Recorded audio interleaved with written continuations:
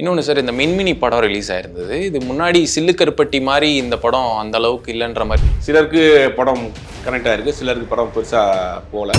எல்லா டேரக்டரும் ஒரே மாதிரி படம் பண்ண முடியாது இல்லையா? அவங்க பெரிய லாங் கேப் பிறந்திருக்காங்க போல. இது ஒரு கொஞ்சம் சுமாரான படம் தான். கொட்டுக்காளி, விடுதலை, கருடன்ல நடிச்ச அந்த ஒரு சூரிய எக்ஸ்பெக்ட் பண்ணலாங்களா? இல்லை மியூசிக் டேரக்டரே கிடையாது படத்தில், மியூசிக்கும் கிடையாது, டப்பிங்கும் கிடையாது. நிறைய ஃபெஸ்டிவல்ஸ் நம்ம பார்த்துருப்போம், நிறைய ஃபெஸ்டிவல் போயிட்டு வந்த படம்.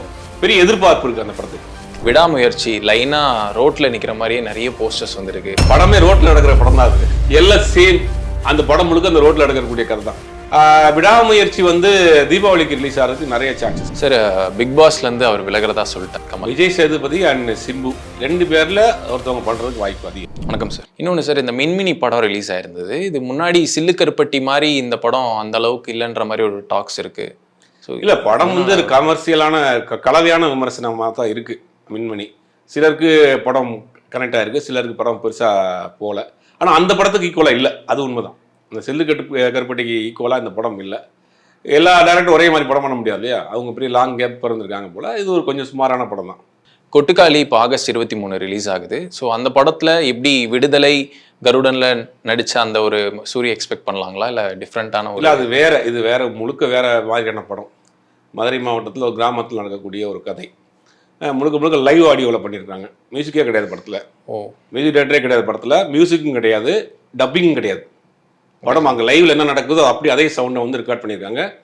நிறைய ஃபெஸ்டிவல்ஸ் நம்ம பார்த்துருப்போம், நிறைய ஃபெஸ்டிவலுக்கு போயிட்டு வந்த படம். பெரிய எதிர்பார்ப்பு இருக்குது அந்த படத்துக்கு. அதனால அந்த படம் பேசப்படக்கூடிய ஒரு படமாக இருக்கும்னா இண்டஸ்ட்ரி பூராக பேசிக்கிறாங்க அந்த படம். இன்னொரு கம்பேக்காக இது அமையுங்களா சூரிக்கு? கண்டிப்பாக அமையும். வரிசையாக வச்சிருக்கா. இப்போ லைன் அப் கொட்டுக்காளி வச்சிருக்கிறாரு, அப்புறம் 7 கடையில் 7 மலை வச்சிருக்கிறாரு.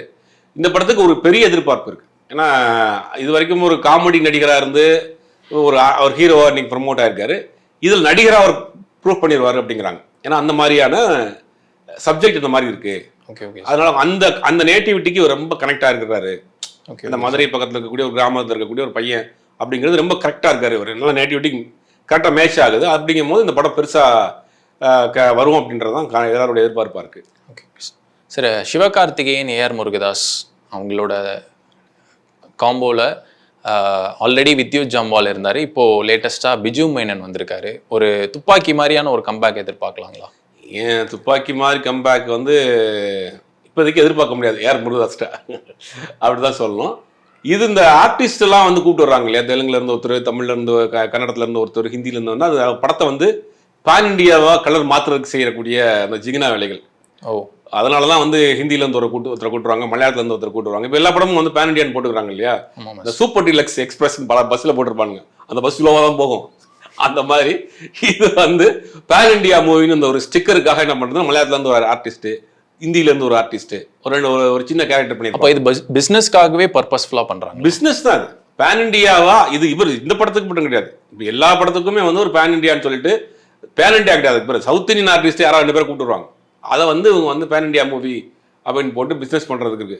சிவகார்த்திகேயனை வந்து நீங்கள் வந்து நார்த் இந்தியாவில் யாருக்கு தெரியும்? அப்போ இது எப்படி பேன் இண்டியா மூவியாக வரும்? விஜயே நார்த் இந்தியாவில் யாருக்கு தெரியும்? சவுத் இந்தியாவில் போகும், தமிழில் போகும், மலையாளத்தில் போகும், தெலுங்குல போகும், கன்னடத்தில் போகும். இவங்க அப்போ அதை எப்படி பேன் இண்டியான்னு சொல்லுவீங்க? தமிழ் படங்களை பேன் இண்டியான்னு சொல்கிறதுக்கு நமக்கு வந்து சொல்ல முடியாது. நீங்கள் எல்லா லாங்குவேஜில் படம் ஒன்றா தான் அது பேன் இண்டியா மூவி. இப்போ அது பேன் இண்டியான்னு சொல்லி மக்களை வந்து ஒரு எக்ஸ்ட்ரா ஒரு ப்ரொமோஷனுக்காகவோ ஒரு பிஸ்னஸ்க்காக பண்ணுறது, அதுக்காக அவரை கொண்டு வந்திருக்கிறாங்க.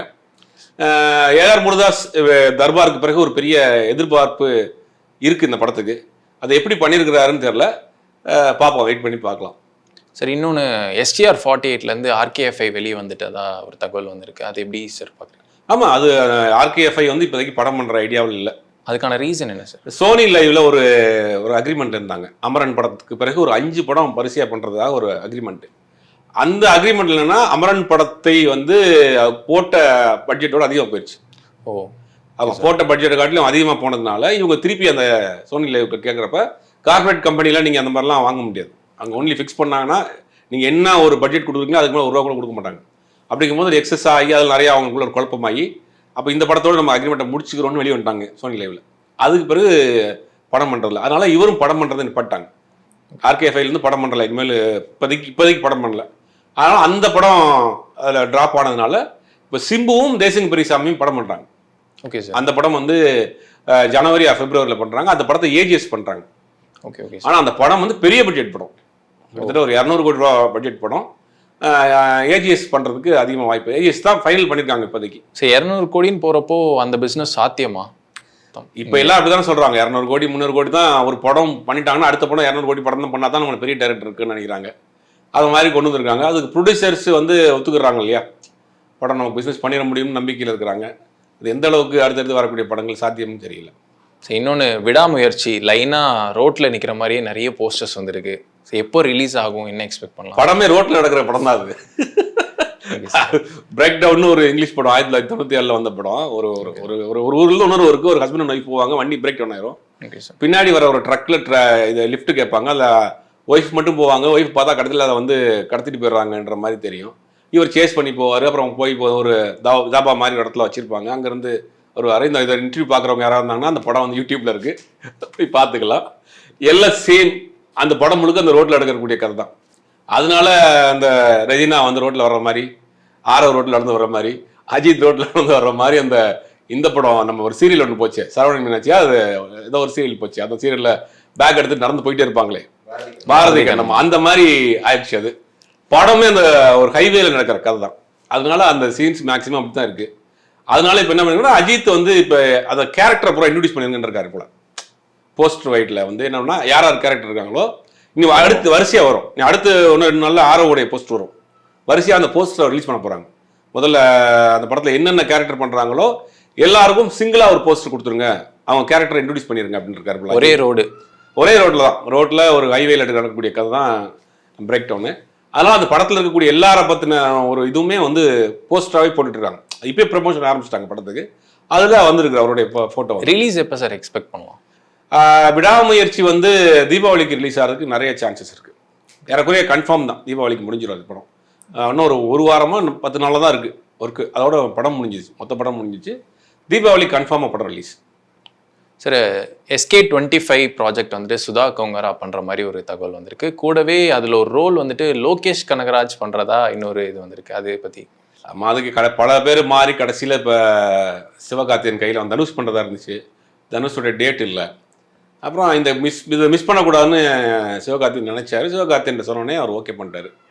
சிவகார்த்தியன், சுதா கொங்கரா, புறநானூறுங்கிற டைட்டிலா இல்லை வேற டைட்டிலான்னு தெரியல. இப்போ அதில் முக்கியமான ஒரு கேரக்டருக்கு லோகேஷ் கனகராஜ் வர்றாரு. டெஃபினட்டாக வர்றாரு. மேக்ஸிமம் அக்ரிமெண்ட் கூட சைன் ஆச்சு அப்படின்றாங்க. ஏன்னா அவர் அந்த மாதிரியான கேரக்டராக தான் இருக்காரு. சமீபத்தில் கூட ஒரு வீடியோலாம் பார்த்துருப்பீங்க. கல்யாண வீட்டில் சட்டை வீட்டெல்லாம் கழட்டி போட்டு ஒரு வில்லன் மாதிரி தான் போறாரு. அதை பார்த்துட்டு அது கரெக்டாக மேட்ச் ஆகணும்னு போட்டிருக்காங்க போல. அந்த படத்துல பண்றாரு. கண்டிப்பா அந்த படத்துல இனிமே லோகேஷ் கனகராஜ ஹீரோவா எதிர்பார்க்கலாங்களா? ஹீரோவா இல்ல, அந்த படத்துல ஹீரோவா பண்ணலாம். ஸ்கிரீன்ல பார்க்கலாங்களா? ஸ்கிரீன்ல பார்க்கலாம். ஆல்ரெடி நீங்க பார்த்திருப்பீங்களா ஒரு ஆல்பம் பார்த்திருப்பீங்க. லோகேஷ் வந்து நடிக்கணும்னு ஒரு ஆசையில வந்தவர் தான். ஓகே ஓகே சார், நடிக்கணும்னு ஒரு ஆசையில வந்தவர் தான். அப்புறம் மாறி டைரக்டர் ஆனவர். தொடர்ந்து அந்த படங்கள் நல்லா போச்சுன்னா தொடர்ந்து படங்களும் பண்ணுவார். சார், பிக் பாஸ்ல இருந்து அவர் விலகிறதா சொல்லிட்டாரு. இப்போ யார் எதிர்பார்க்கலாம் சார்? விஜய் சேதுபதி அண்ட் சிம்பு 2 பேர்ட்டையும் பேசிட்டு இருக்காங்க. 2 பேர்ல ஒருத்தவங்க பண்றதுக்கு வாய்ப்பு அதிகம். விஜய் சேதுபதி, சிம்பு பண்றதுக்கும் அதிகமான வாய்ப்புகள் இருக்கு. இன்னொரு தகவல், நயன்தாராவும் பார்த்துட்டு இருக்காங்க. இல்ல, எதுவுமே எல்லாமே சோசியல் மீடியாவில் வர்ற கதைகள் தான். நயன்தாரா, சரத்குமார்லாம் போட்டோ டிசைனே வந்துருச்சு. அது எல்லாமே fake news. Simbu and Vijay Sethupathi இது 2 பேரும் யாராவது தான் பண்ணுவாங்க. சிம்பு பண்றதுக்கு அதிகமாக வாய்ப்பு இருக்கு. சார், இன்டர்வியூல கலந்துக்கிட்டது ரொம்ப நன்றி சார்.